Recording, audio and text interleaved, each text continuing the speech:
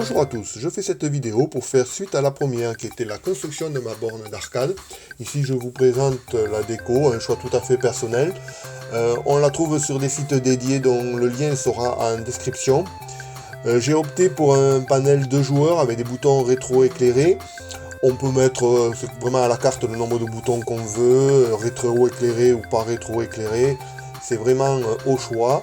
Là, ce sont les haut-parleurs, c'est beaucoup plus sympa bien sûr d'avoir du son quand on joue. Là, c'est un autre angle de la déco avec la LED à l'arrière qui me permet de voir la machine à café, pour mon cas. Là, ce sont les commandes d'ampli et ici, c'est les prises USB avec la prise RJ45 pour me connecter au réseau, bien que le processeur se connecte via le Wi-Fi. Là, j'ai branché mon lecteur MP3 pour une charge. Là, nous voyons la prise d'alimentation avec l'interrupteur de mise en marche. Donc là, c'est un peu fouillis, c'est les fils et les boutons sous le panel. Là, c'est l'écran pour se situer. Là, nous voyons l'ampli. Et ici, ce sont les haut-parleurs avec l'arrière de l'écran. Ceci est alimenté par ce petit Raspberry Pi 3 qui fait office de microprocesseur avec la sortie HDMI.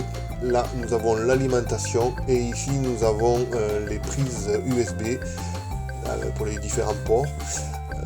Il existe le modèle PI 4 qui est un petit peu plus performant actuellement.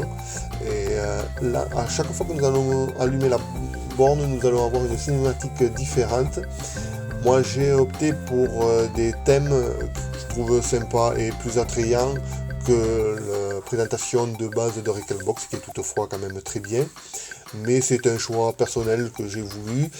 On trouve ça via la chaîne YouTube de Recalbox, qui est très bien faite.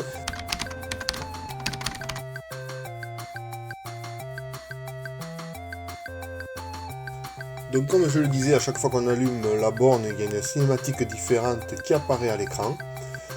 Et ensuite nous tombons sur le panneau des favoris, car on peut sélectionner les meilleurs jeux, ou du moins ceux avec lesquels on joue le plus.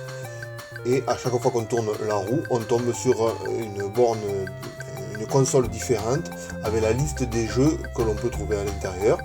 Donc nous trouvons la jaquette du jeu, du moins le boîtier, une petite vidéo qui nous montre le jeu si toutefois on ne le connaît pas, et une description, la plupart du temps en français, des fois en anglais, mais c'est quand même assez rare.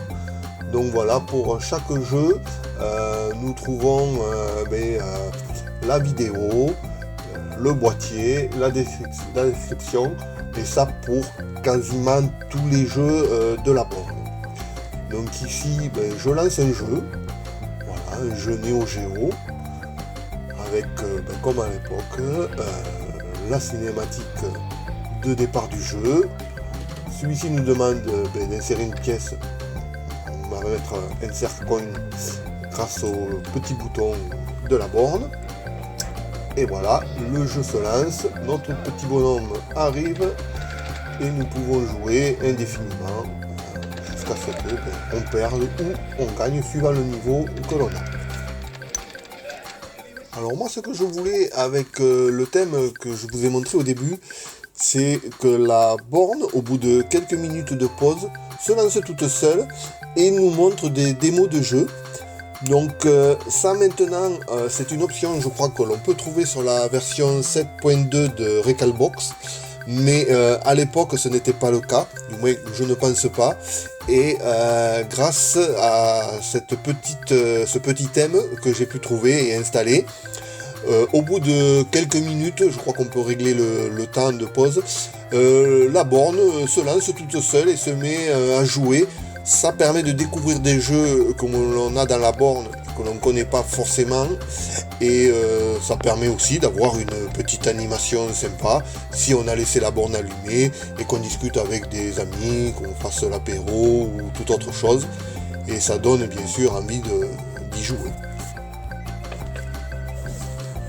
Et donc il faut savoir que quand il y a une animation qui se déroule, on peut appuyer à tout moment sur le bouton Start et ça lance le jeu que l'on voit à l'écran. Et si on le laisse jouer, à la fin de la cinématique, on a le nom du jeu sur lequel Recalbox a joué avec la console. Bon là je vous laisse apprécier quelques démos de jeu, c'est peut-être pas les meilleurs mais c'est ce que ça m'a passé quand j'ai fait le petit film.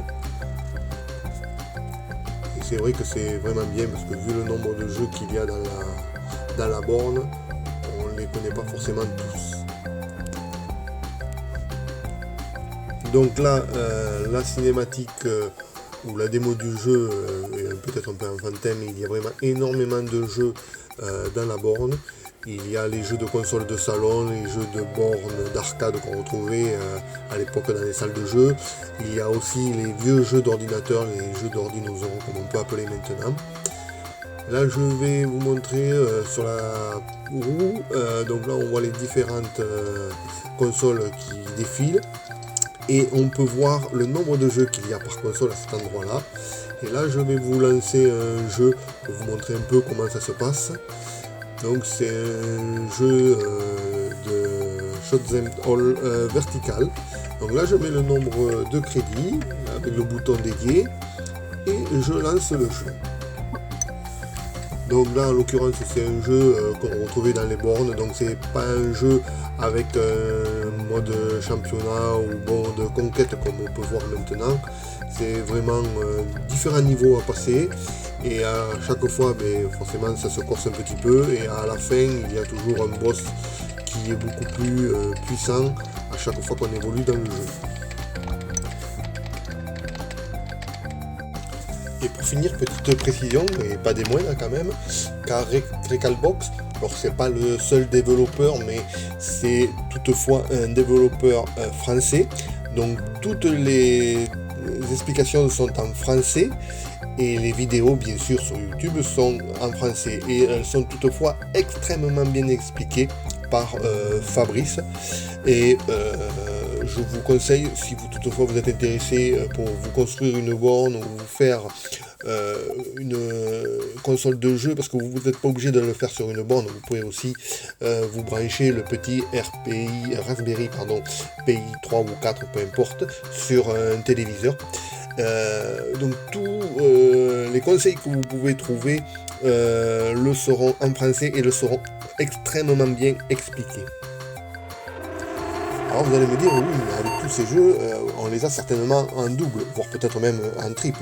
Alors je vais vous dire oui, et c'est même intéressant, car certains jeux, on les retrouve forcément sur plusieurs consoles, voire même sur des premiers ordinateurs, et ça permet de voir l'évolution des jeux, car un jeu peut être sorti dans les années 90, tout à fait début 90, et après on peut le retrouver sur une console de salon dans les années 2000, et là on voit l'évolution du jeu au niveau graphisme, mais aussi au niveau du développement du jeu par lui-même.